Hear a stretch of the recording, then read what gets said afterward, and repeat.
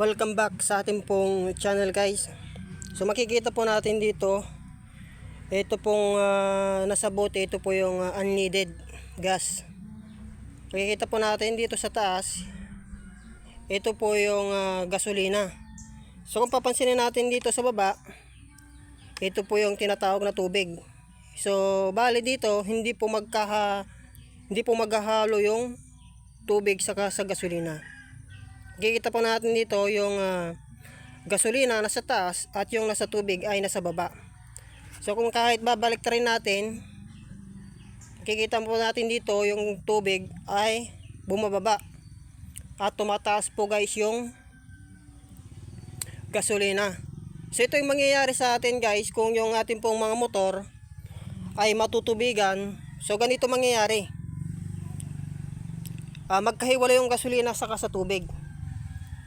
So kung yung mga motor natin pag naulanan, siyempre hindi po natin maiwasan, kung hindi po natin nailinong, ay papasukan po siya ng tubig. So dito, papasukan po dito yung tubig. So dapat kung meron po tayong motor, ay lagyan po natin siya ng linong o kaya ililinong natin para hindi po pumasok yung tubig sa ating pong tangke. Ngayon, ang mangyayari, pag napasukan na po ng tubig, makikita po natin dito yung karburador. Dito na mismo bababa yung tubig. Kaya kung papandarin natin yung ating mga motor, ay hindi na po andar. Kasi nga, yung tubig ay nandito na po sa baba. So parang ganito, guys, yung makikita po natin, yung example natin dito, yung gasolina saka yung tubig. So ibig sabihin yung tubig nasa baba, bababa ngayon yung tubig dito sa karburador, kung kaya't hindi na po andar yung ating mga motor. So ang dapat gagawin natin dito, guys, para umandar ulit yung ating motor, kailangan ay dito, buksan natin dito sa pinakababa niya. Ito, makikita po natin itong nuts na ito. Itong tornilyong ito, guys, ay kailangan natin dito na po natin tatanggalin, guys, para bumaba yung tubig or bumaba yung tubig dito sa karburador.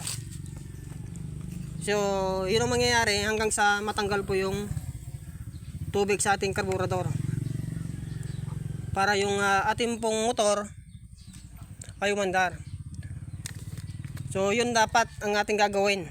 Pero depende po, kung marami pong naipasok na tubig, dapat make sure marami din po nating maitatanggal yung tubig. Okay, ay i-drain na po natin lahat. So mapapakinabangan pa naman natin itong gasolina kung na-drain na natin. Pwede po natin ulit kunin tong gasolina, kasi hindi naman po maghahalo yung gasolina saka sa tubig.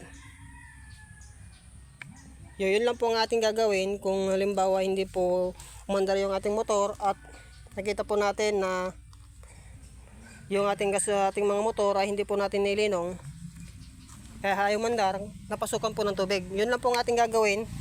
Ang gagawin natin, ito ay wawarwarin natin tong kanyang tornilyo para bumaba yung gasolina, para yung tubig ay matanggal.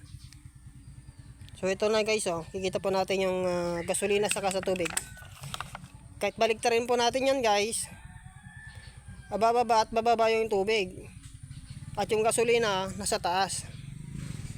So pwede pa natin ito magagamit yung gasolina, kasi yung tubig ay hindi po siya maghahalo.